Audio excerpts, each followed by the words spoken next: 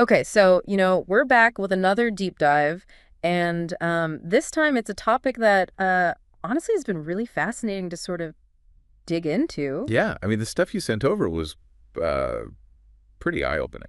Right, like just all this material, articles and research, and even some of your own personal notes all about, the experiences of men who enjoy cross-dressing. It's definitely a topic that deserves a lot more nuance than it often gets, Yeah, absolutely. And I think that's what we're really hoping to do today is, go beyond the surface level stuff and actually get into the nitty-gritty of what it means to be a man who cross-dresses, you know? Right. And what your sources really make clear is that it's so much more than just like a clothing choice for a lot of these guys. Right. It's not just like, oh, I'm going to throw on a dress today. It's a much deeper thing. Exactly. It's about self-expression. And for many, it's a source of genuine joy. Yeah, we're not just looking at the clothes. We're trying to unpack all the stuff that comes with it. The pressures, the struggles, both internal and external, even the systemic barriers that these men face. It's like a whole hidden world that most people don't even think about.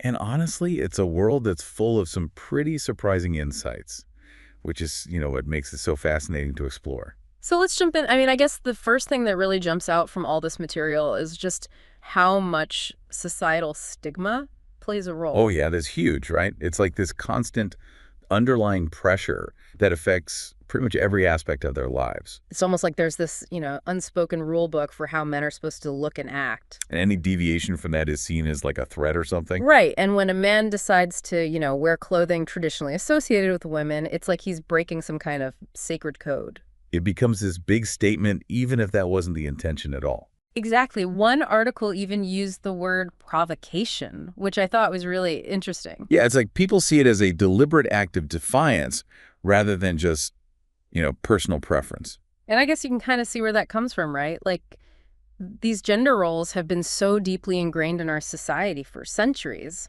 Historically, they served a purpose, in terms of division of labor and all that, but those roles have obviously evolved a lot. But the expectations haven't really caught up. Exactly. We still have this very narrow idea of what it means to be masculine, stoic, strong, emotionally reserved. And anything that falls outside of that box is immediately met with suspicion or disapproval. Yeah, and it's not just like abstract disapproval either. Mm. The sources make it clear that this stigma manifests in some pretty concrete ways. Yeah, like I was reading about guys just going about their day, maybe running errands or whatever and getting stared at or whispered about. It's like they become the spectacle just for wearing clothes they feel comfortable in. And it can get even worse than that, like outright harassment, verbal abuse. There are stories about people taking pictures without consent or even following them. It's terrifying to think that just expressing yourself can put you at risk like that.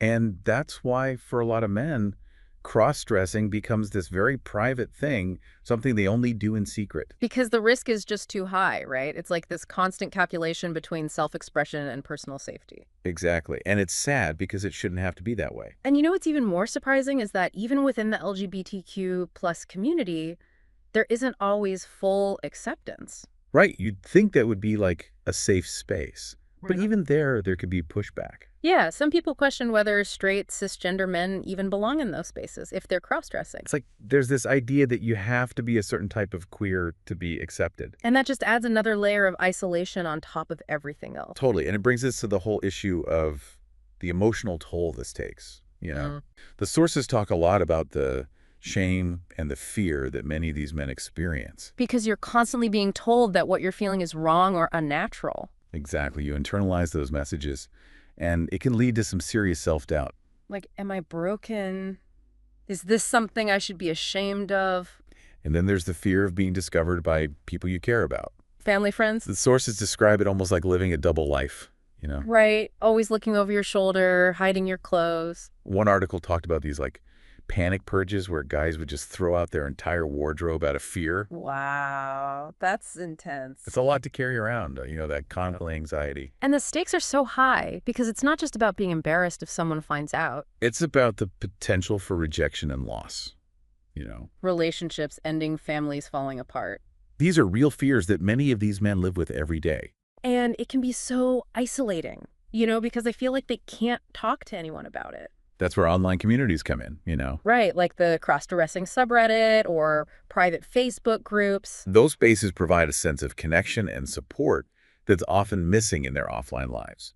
But it's still not the same as having someone you can talk to face to face, right? Exactly. It's like this weird paradox where an act of self-expression can lead to even more isolation. And then you add in the whole dimension of romantic relationships and it gets even more complicated. Oh yeah, that's a whole other level of complexity. One source called it a relational tightrope, which I thought was a perfect way to put it. Because the decision of whether or not to tell your partner about this part of yourself is so fraught with anxiety. You just never know how they're going to react, right? Exactly. And the sources highlight this wide spectrum of potential responses, you know. From complete acceptance to, disgust, or even a feeling of betrayal. That whole "I thought I knew you" thing. It's heartbreaking. And even when there is acceptance on a theoretical level, it can still be challenging to navigate in practice. You know, Like a partner might be supportive intellectually, but still struggle with the actual reality of it. it can affect intimacy and create all sorts of unspoken pressures and anxieties. And it can be even more complicated in open or polyamorous relationships. Yeah, because then you have to consider the feelings and reactions of multiple partners. It's like this constant negotiation and emotional labor, And it's not just romantic partners either, you know. There's the whole dynamic with family to think about. especially children. There's this fear of not being understood or of putting your kids at risk of bullying. And then parents and siblings who might have their own preconceived notions. It can be a lot to navigate, especially for fathers who worry about losing their children's respect. It's like this constant balancing act trying to keep these different parts of your life separate. And beyond the emotional stuff, there's the whole practical side of things, you know. Right, like the actual logistics of cross-dressing. It's easy to underestimate how much work and effort goes into it. It's definitely more than just throwing on a dress. One thing that really stood out to me was the issue of finding clothes that fit properly. Because men's and women's bodies are just built differently, right? Exactly. And a lot of off-the-rack women's clothing isn't designed for broader shoulders or larger feet. Yeah, shoes were mentioned as a particular nightmare.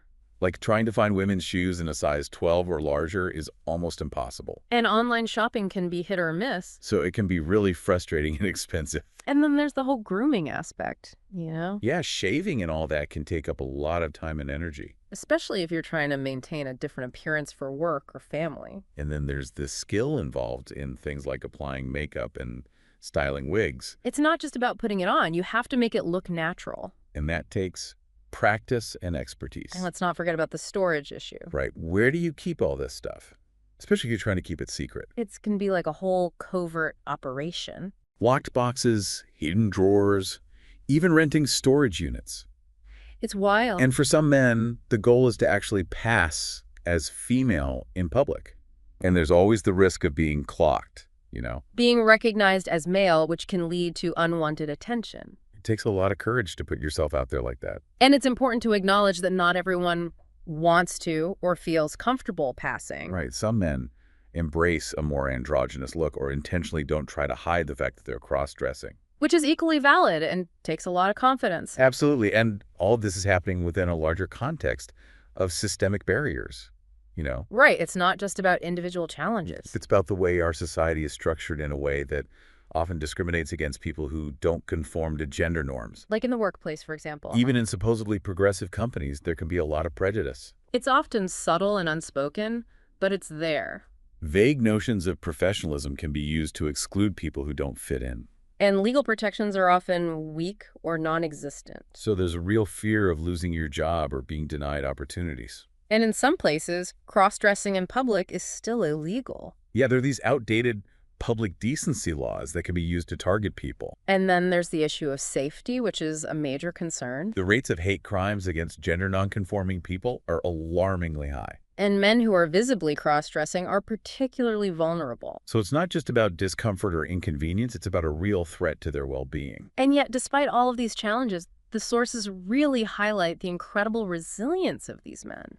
It's truly inspiring to see how they find ways to express themselves and find joy even in the face of all this adversity. They find community online and in supportive spaces. They have partners who love and accept them for who they are. And they keep pushing for greater understanding and acceptance. It's a reminder that these challenges aren't insurmountable. But it also underscores the fact that this resilience shouldn't be necessary. We as a society need to do better. We need to create a world where people can express themselves freely without fear of judgment or harm. And that starts with understanding the experiences of people who are different from us.